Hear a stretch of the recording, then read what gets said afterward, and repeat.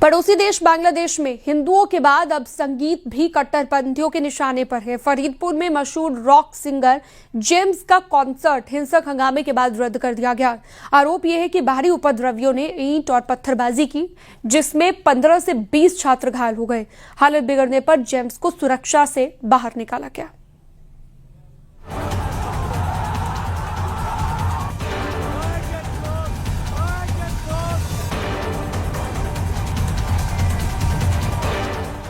पहले हिंदुओं की हत्या,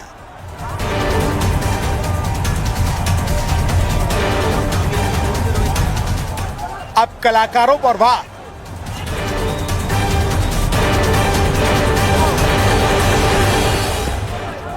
बांग्लादेश में लाइव कॉन्सर्ट बना हिंसा का मैदान।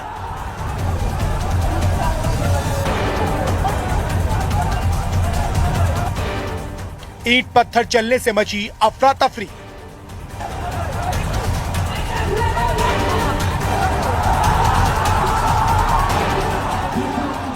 बांग्लादेश में हिंसा का एक और वीडियो सामने आया है। इस बार टारगेट पर वहां की संस्कृति और कला रही। तस्वीरें बांग्लादेश के फरीदपुर जिले की हैं, जहां शुक्रवार की रात संगीत का कार्यक्रम था। वहां के मशहूर रॉक स्टार नागरबाउल जेम्स का परफॉर्मेंस था, लेकिन इस लाइव कॉन्सर्ट में संगीत नहीं बल्कि पत्थरों की आवाज गूंजी। माहौल अचानक बेकाबू हो गया।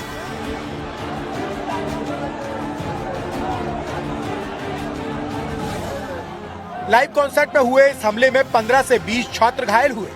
हिंसक हंगामे से हालात ऐसे बने कि सिंगर नागरबाउल जेम्स को कड़ी सुरक्षा के बीच कॉन्सर्ट से बाहर ले जाना पड़ा और प्रोग्राम को रद्द करना पड़ा।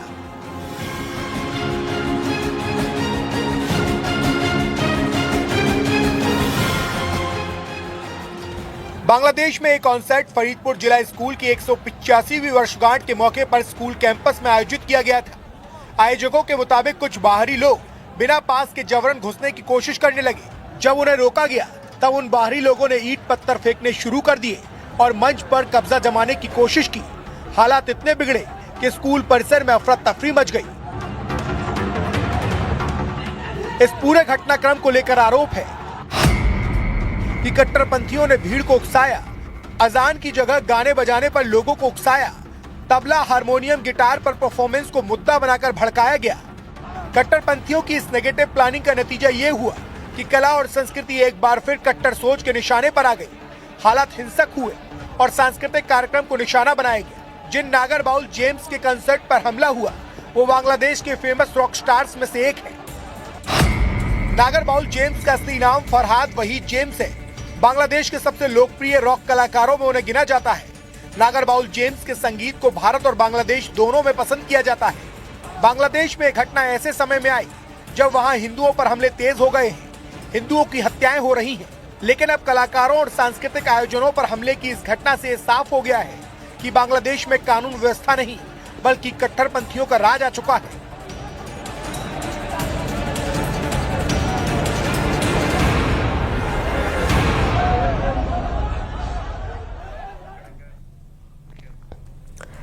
छत्तीसगढ़ के पूर्व मुख्यमंत्री भूपेश बघेल और पंडित धीरेन्द्र शास्त्री एक दूसरे पर जमकर पलटवार कर रहे हैं। बघेल ने कहा कि छत्तीसगढ़ में कई कथावाचक मुश्किल से अपना आश्रम चला पाते हैं, जबकि धीरेन्द्र शास्त्री बड़े अस्पताल और मेडिकल कॉलेज खोलकर अरबों के मालिक बन गए हैं।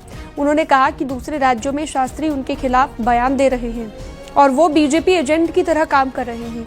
इस पर शास्त्री ने पलटवार किया और कहा कि हनुमान भक्ति और राष्ट्र जागरूकता को अंधविश्वास मानने वालों को देश छोड़ देना चाहिए।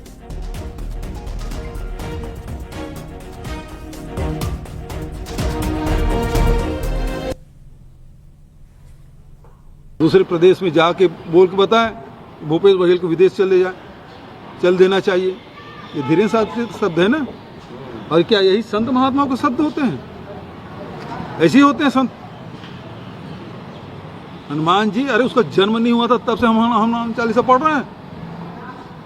कल का बच्चा है, क्या उम्र है उसकी? के बयानों पर हम जवाब नहीं देते क्योंकि हम नेता नहीं हैं। पर फिर भी हम एक बात जरूर कहना चाहेंगे कि हिंदू जोड़ना, हनुमान जी की भक्ति का प्रचार करना, राष्ट्रवाद के प्रति जगाना यदि अंधविश्वास है तो जिन्हें ये अंधविश्वास लगता है उन्हें देश छोड़ देना चाहिए।